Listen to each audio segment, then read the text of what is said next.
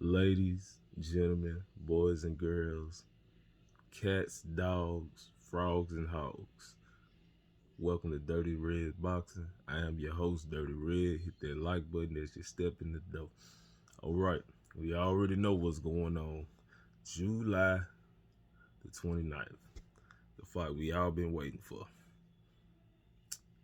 What's going to happen? How it's going to go down? Watch it. Terrence Crawford's media workout. Look good. Look sharp. Look fluid. Look in shape. Like, no fatigue, no nothing. He was just right there. Smooth with everything. Watch Errol Spence media workout. Look big. Look strong. Looked on point. Boom, boom, boom. You can hear him hitting that bag. The shot sounded heavy. The shot sounded thudding. The shot sounded like he's trying to go in that ring and do what he said he was going to do, which is break Terrence Crawford. Very interesting about this fight. On the Pivot podcast, Mr. Errol Spence admitted that Terrence Crawford was the more talented fighter. What I get from that is Errol Spence is not going to hold any punches against Bud. He's going to come in there. He's going to go behind the jab. He's going to walk him down or attempt to walk him down. And he's going to be fiery. You know what I mean? He's going to be thinking. He's going to use his head, but he's going to come at Bud.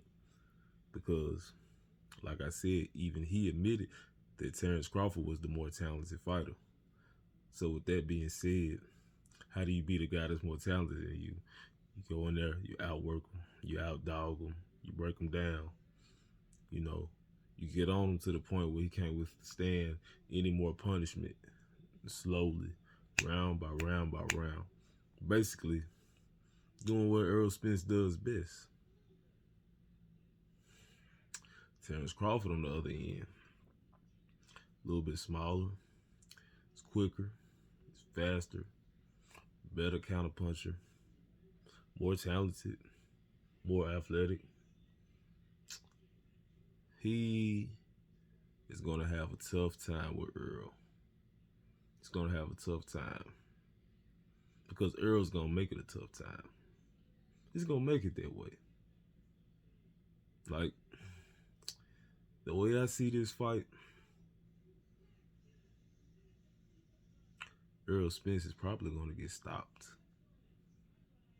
because Errol Spence knows he has to go all out. He has to go balls to the wall. He has to go in there. He's got to get up on Crawford. But I don't think Crawford's going to let him get on the inside and work the way he wants to work. And if he can't get on the inside and work, it's going to get countered. It's going to get hurt. But Terrence Crawford is going to have to land a lot of clean shots to actually stop Errol Spence. Like one good clean shot that buzzes him, Errol Spence will shake that off and keep coming. Yeah. So it's going to have to be multiple clean shots. It's going to have to be an accumulation of clean shots of Errol getting buzzed here and there until he lands that right punch that really going to seal the deal. Because if not, Errol Spence will probably win this fight just because he's going to come with so much aggression. Because he knows he can't outbox Crawford. And that's not a knock against Errol Spence. It's just the way the matchup is. Everybody knows he can't outbox Crawford. He's not that type of athlete. He doesn't have that type of reflexes. He doesn't have that type of quickness. We know this. So he's going to come in and try to drape himself on the smaller Terrence Crawford. But this is the X factor.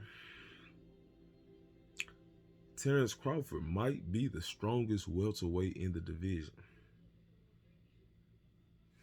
I know he ain't the biggest, but he might be the strongest. The only reason I say that Terrence Crawford might be the strongest welterweight in the division is because he's the only welterweight in the division I see that has videos of him deadlifting 455. One of those videos he deadlifted 405. There was another one, 455. Off the ground. It's extremely strong for a guy that size. Especially for a boxer. Like, it's pretty freaking strong. And I never seen anybody else do it. Not saying that anybody can't do it. I never seen anybody do it. So, if Errol Spence gasses out, or if Terrence Crawford just gets that ego in his head that he tends to get, he might try to bully Errol Spence, and it might actually work. I know. Don't seem like, it seems counterintuitive if you think about the smaller man bullying the bigger guy, but it might work out like that. At least for some parts of the fight. Maybe not the whole fight, but maybe some parts of the fight. But that wouldn't be wise for Terrence Crawford to try to bully Errol Spence and be on the inside with a guy who's a superior inside fighter. But this is Terrence Crawford we're talking about. He kind of does stuff that he doesn't supposed to do inside the ring from time to time just to prove people wrong. Like, yeah, I can do it. So, we got an interesting fight, y'all. We got an interesting fight. What do y'all think? Terrence Crawford, Errol Spence. Who you got winning? How you got him winning? Like, comment, subscribe. Stay tuned for more.